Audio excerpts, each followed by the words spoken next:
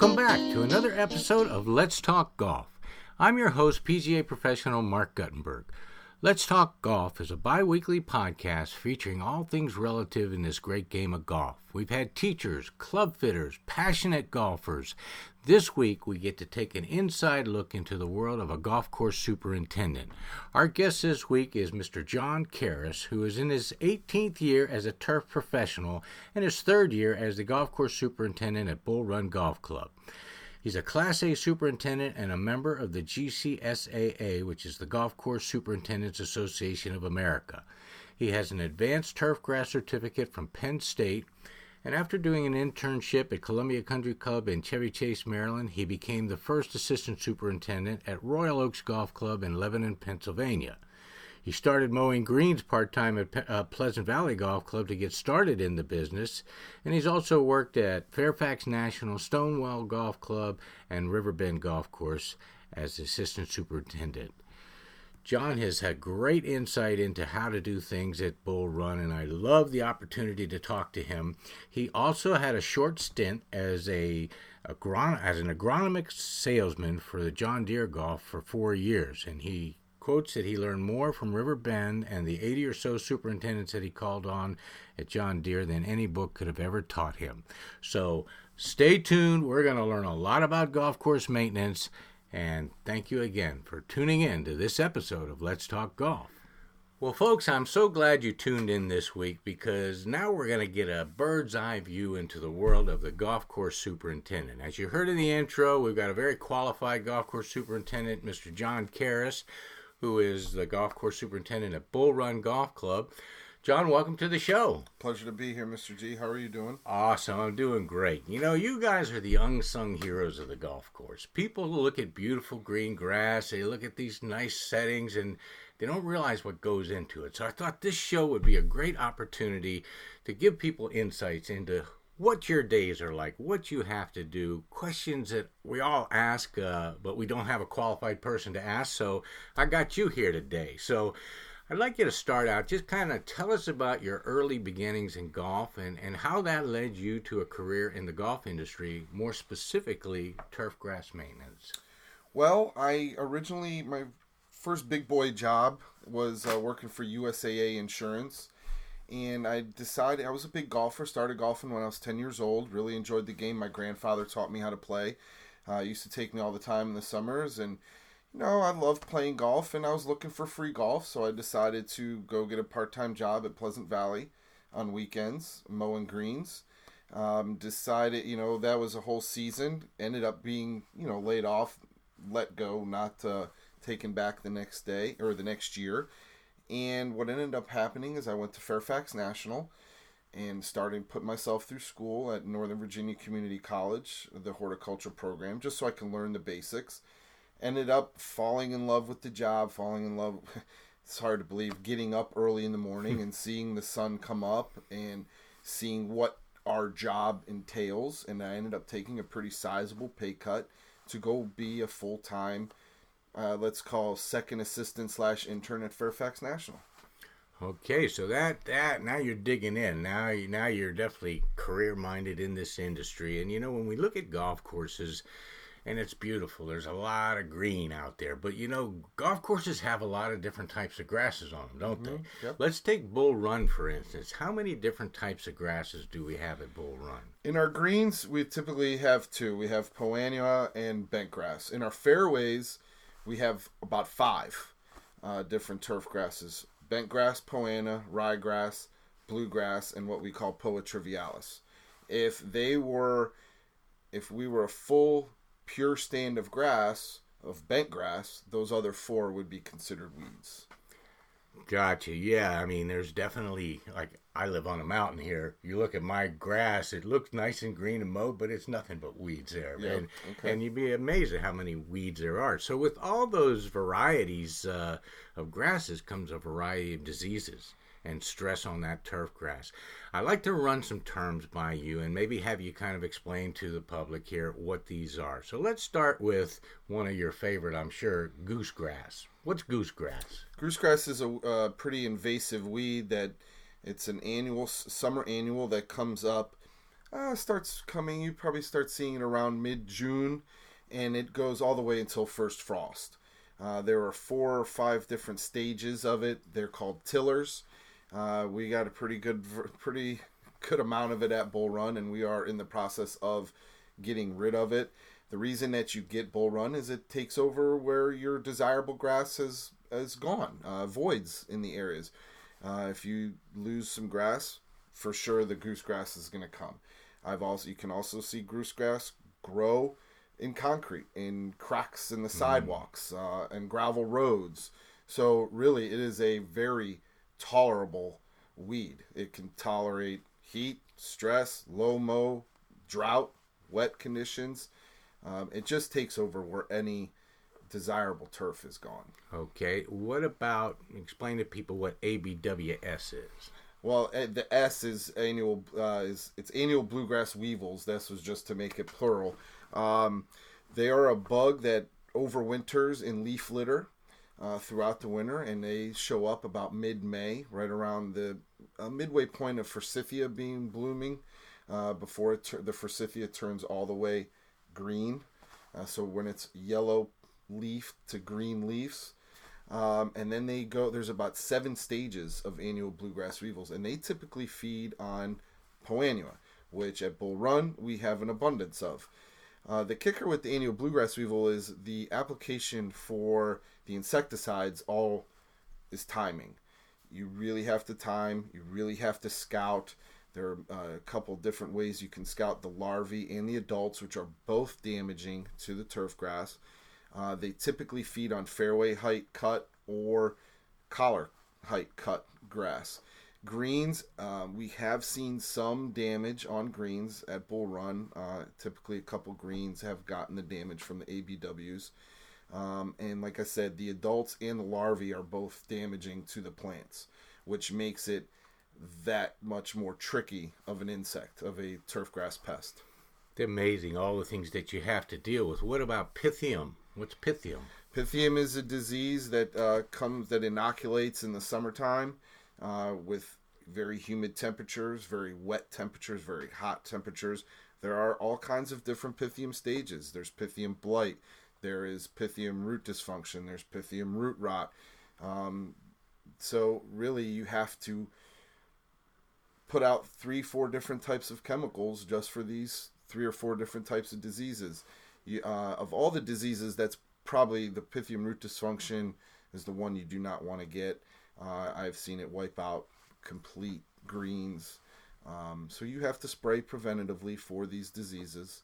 And, it's very difficult and very expensive.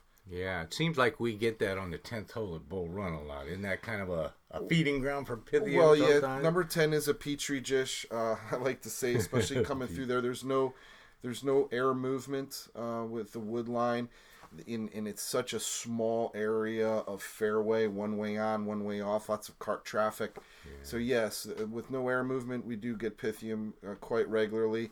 I am very up on sprays. I try to keep ahead as much as I can, but there's only just so much we can do. Luckily, our greens at Bull Run have, since I've been there, have not had any kind of Pythium or any kind of major damage, major problems that I've seen. But yeah, Pythium, we do get the Pythium blight of more than anything, which is not that difficult.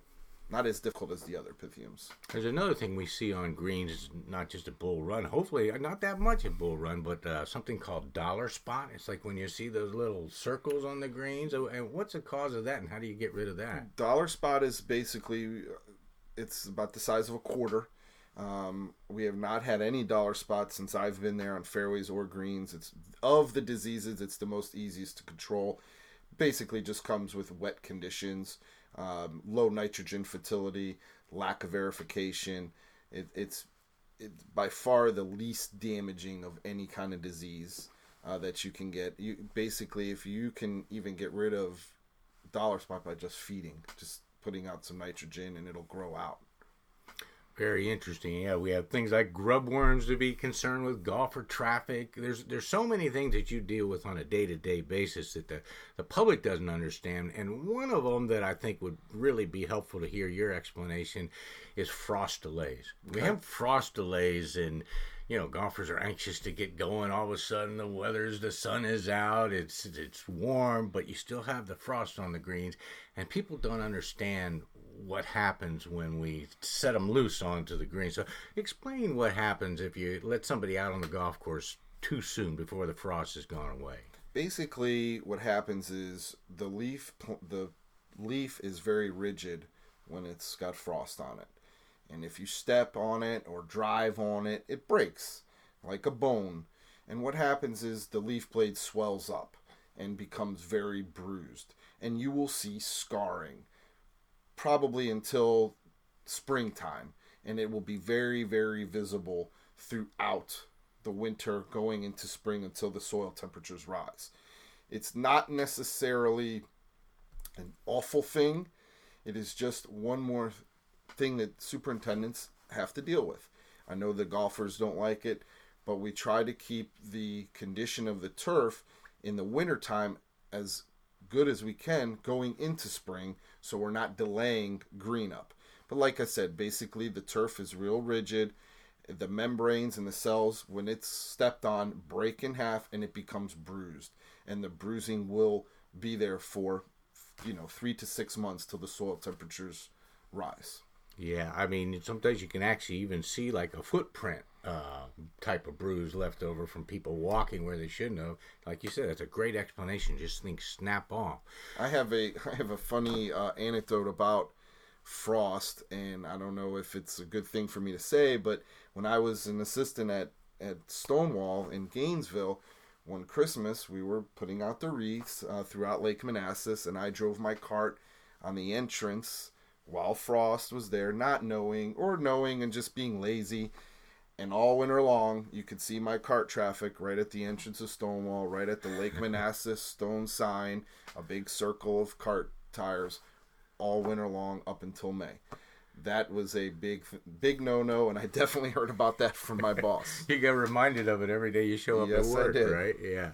Well, that's good. That's really good information. I mean, you really know your stuff. And so here's another thing. And I think as a golfer, the greens are probably the most criticized part of a golf course. Well, they're called greens fees for a reason, I Yeah, guess. exactly. And we can play winter rules, improve our lie in the fairway, and still have a great experience on a golf course. But you get on the greens, and they're bumpy or slow or full of weeds. People hate that. So that kind of brings me to my next question, which isn't just something you do on the greens, but verticut, aerification, and top dressing. Why is that necessary? And explain just a little bit about that process.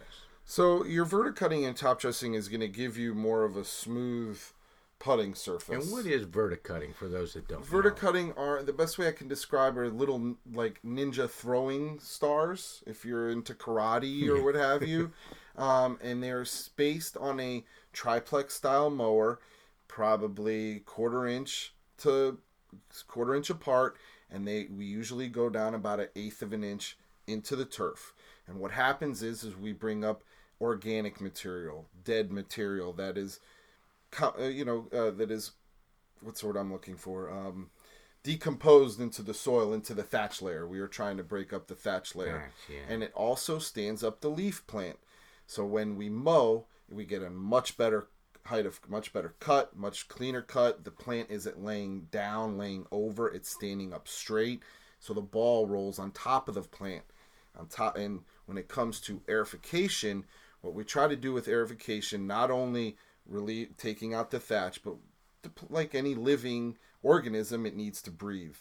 The deeper and the bigger the hole, the better the aerification is. Typically, we will, at Bull Run, I use 5/8 inch hollows in the spring, and then for my fall aerification, I typically just use solid holes. And I like to aerify 4 times a year at Bull Run: spring, early fall, mid to late August, and then 2 deep tine aerifications, which fracks the soil underneath.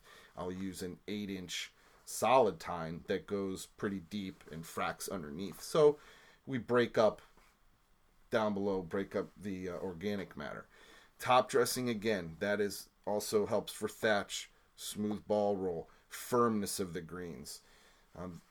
There's a lot that goes into those three cultural practices that the golfer, they really don't like. They're like, oh, the greens were so perfect, you had to go, throw sand on them. Well, us throwing sand on them helps ensure them be that perfect.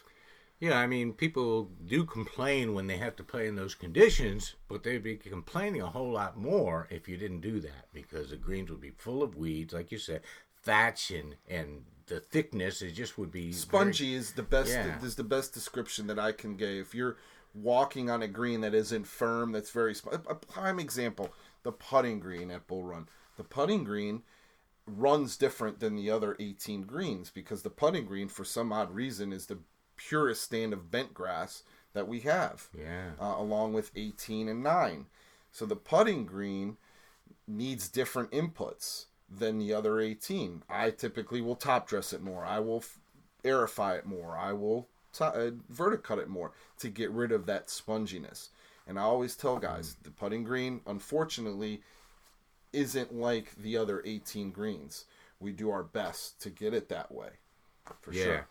Well, I think it's a good point. And, you talk about it's the purest bent grass green, and a lot of the other greens have a little more poania in them.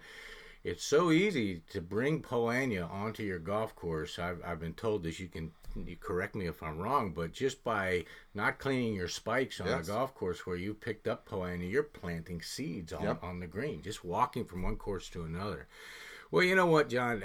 You're very knowledgeable, and it seems like the big percentage of your time as a superintendent is not maintaining turf, but it's solving problems. It's not just solving problems with the turf. It could be a pipe breaking in the middle of the fairway.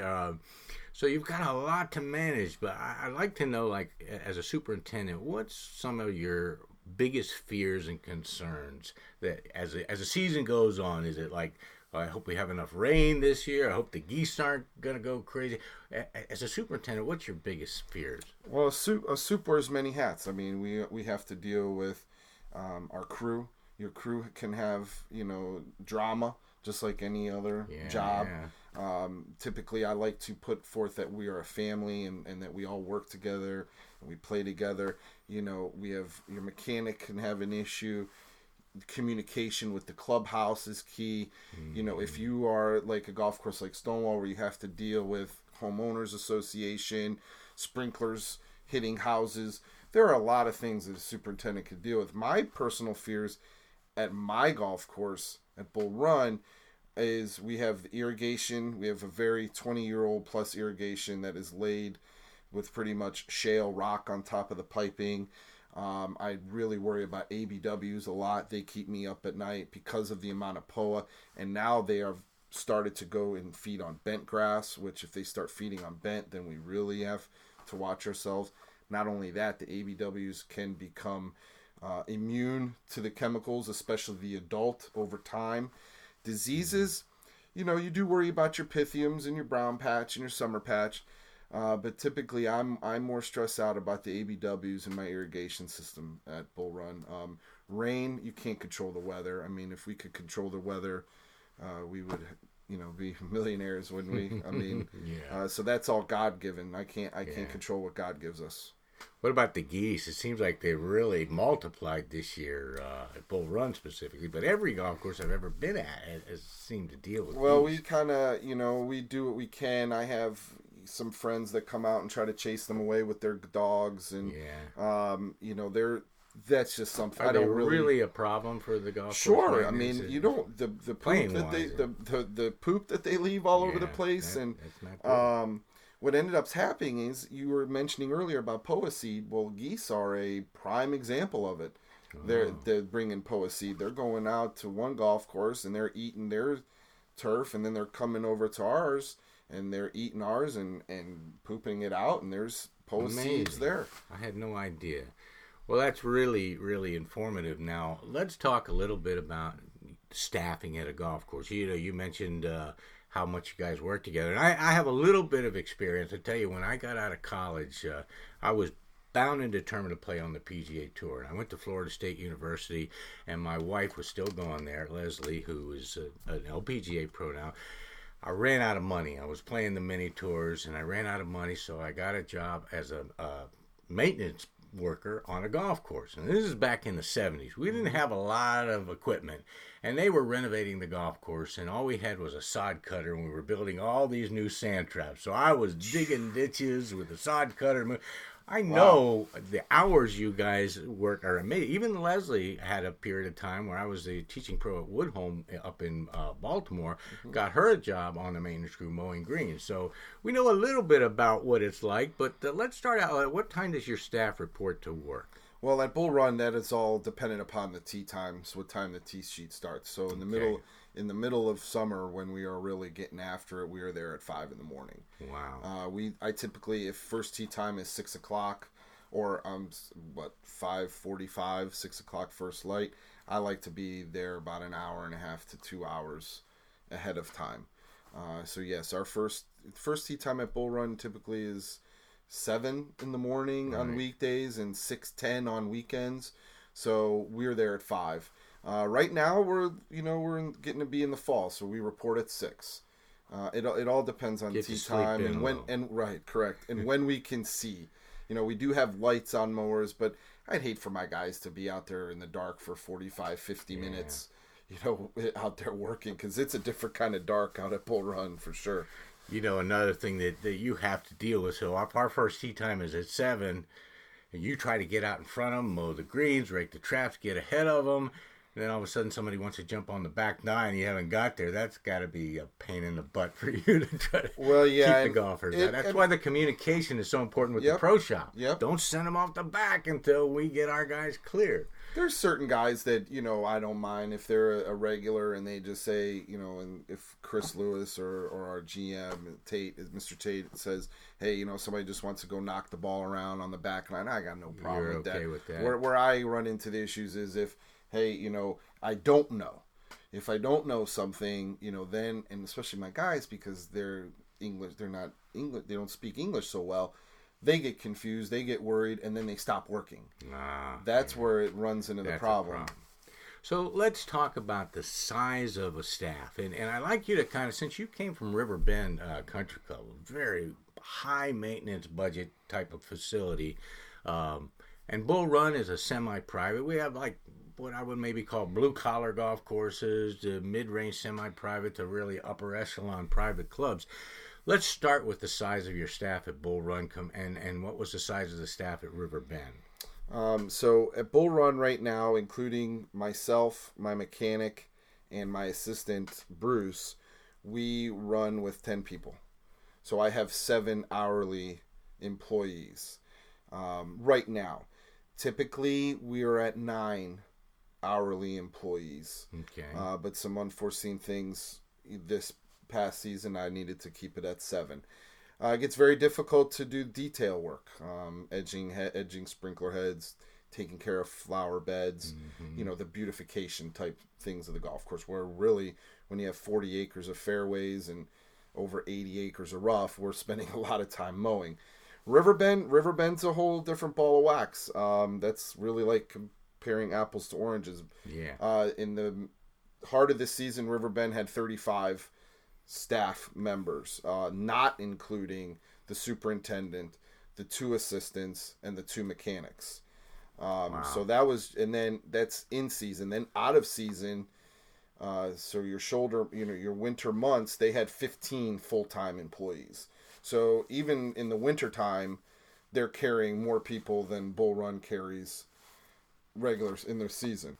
It's amazing. When I used to be the head pro at West Park Golf Club in Leesburg, and I don't know if you know Bart Bullock. I do know Bart. He's the best 2-man crew in the country. Well, that's what I was going to say. It was very interesting because at the time, we maybe had 4 or 5 guys on the crew, and Bart's mowing fairways and changing. He's doing it all. So I took the owner over to, ironically, Raspberry Falls Golf Club. I just kind of wanted him to see what was out there because he wasn't a golfer. They owned hotels. they're trying to save as much money as they could.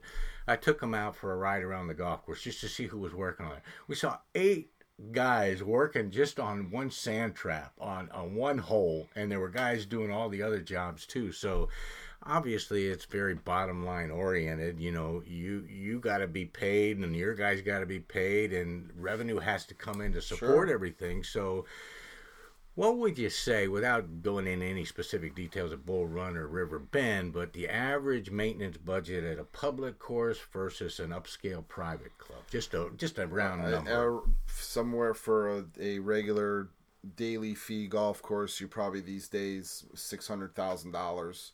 A club like River Bend or International or RTJs upwards between $1.5 million and $2 million. Amazing. Burning Tree doesn't have a budget. Burning Tree, if they need it, they get it. They don't work on any, as far as I know, they just, if they want to buy something, they go and buy it. Every place is different. You're talking about the bunkers. I remember at River Bend, we had a specific crew of, I think it was 6 guys that's all they did was work on bunkers, tamping them, keeping them firm, no fried egg lies, applying wetting agents so the sand would bind together, and that's all they did all day long was work on bunkers.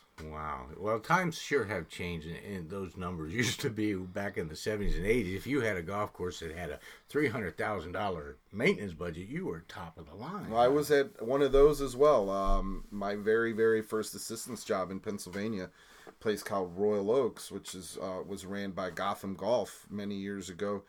We had a budget of about, I think it was like $3.25, $275. I was the youngest guy on the staff. I was in my mid-20s, early 20s, and our crew was 6 retired guys that they all worked different days. I had 3 guys that would work Monday, Wednesday, Friday, Sunday, and 3 guys that would work Tuesday, Thursday, Saturday. And my boss and I and the mechanic did pretty much all the spraying, all the irrigation work, everything. It was, so I have had the best of both worlds in my career so far. Lots of challenges in your world, and in my world as a golf pro, I think it's critical, the relationship between the golf course superintendent and the pro. Obviously now I'm more of a full-time teacher, so I don't deal with the daily communication issues that have to go on between the head pro and the golf course superintendent, but I used to be in that role. And I think it's interesting because your job is to grow and maintain beautiful turf conditions.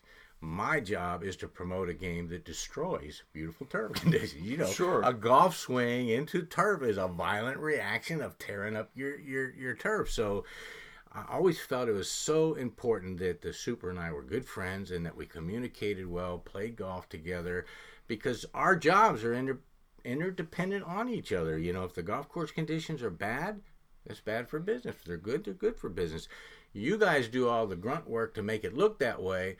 We hear all the feedback, so sometimes it's a little unfair. We get all the compliments for your good work, but we also get all the complaints when things aren't going well. So I think it's a really important industry to understand the relations. You've done a wonderful job today of really giving us some insights into what goes on in the daily life. So let's just finish up with, just a typical day for you. Is there even such a thing for a golf course superintendent? You get to work in the morning. What do you do before you get the day going and then as you get ready to go? Well, as you were saying, communication is key between the soup and your head pro, general manager, what have you, in the clubhouse. So when I arrive in the morning, usually about 15-20 minutes before crew, sometimes 15-20 minutes after crew, depending how we feel. I communicate with the clubhouse. I send out an email, cart rule, if we got any rain, what we're doing that day, so they can communicate or relay to the golfer, hey, we're doing some irrigation work on 17, or hey, we're spraying Roundup on number 3 approach so we can turn it into rough. Let the golfer know that this is what we're doing because they are paying our paychecks. So then after that, I will typically go for a spin. We go for a ride. I got to go scout. Got to go see if the ABWs are munching on the fairways, if we've got any Pythium. Typically in the early morning is when you're going to see these damages, especially if there's dew on the ground when it comes to diseases. And then I will go from green to green. I step foot on the greens every day, every morning, each one. Take moisture meter readings, see if irrigation ran, if it ran properly, and then if I need to hand water my greens, I hand water greens and go to each one of them and make sure the moisture levels are right. Typically, I like to water the fairways early in the morning. That's the best time to do it. So I will run heads. If I don't run them overnight, I will run heads in the morning ahead of play. 10 minutes, give them their water. And then watch the crew. If I'm not spraying or working on a leak, I basically just cruise around, and then got office work. You've got budget things we got to do. Got to order this month's, chemical or fertilizer, and talk to salesmen. And salesmen are a very big integral part of our job for knowledge. It varies from day to day, to be honest with you. There are a lot of things. Everything's dependent upon weather. There are a lot of things that we can do. It's like I said, you're really a problem solver, and you don't know what problem's going to come up. I mean, Yes. It's almost like every day you go, okay, how smooth can my day go today? What's going to break? I'll tell you just one experience I had. It was pretty not funny at all, but when I was at Penderbrook, I was the head pro at Penderbrook for a while, and we had some vandals coming out on our golf course, and they were driving their ATVs through the fairways and over the greens, and so we ended up setting up at night at 11 o'clock. I mean, you guys work early, but the super and his assistant came out at night. We knew these guys were coming back about 11 o'clock at night. Had some night vision glasses, and we were laying in wait. Yeah. And the guys came up. They chased after them. They didn't catch them, but they got their license plate. We caught the guys. We went to their house. We had the cops come with us. And as punishment, we made the guys work 3 weeks on the maintenance crew. Yeah. Digging ditches, doing everything you could possibly bunkers, do. Yeah. So you guys that think it's funny out there, these guys work really hard. They do an amazing job. And John, I want to thank you for coming on today. It's been my pleasure. I think the average golfer doesn't know half the stuff you saw. They wonder, why is the golf course looking like this? Well, they don't even realize it. Half the time, they're the reason, Right. The cause.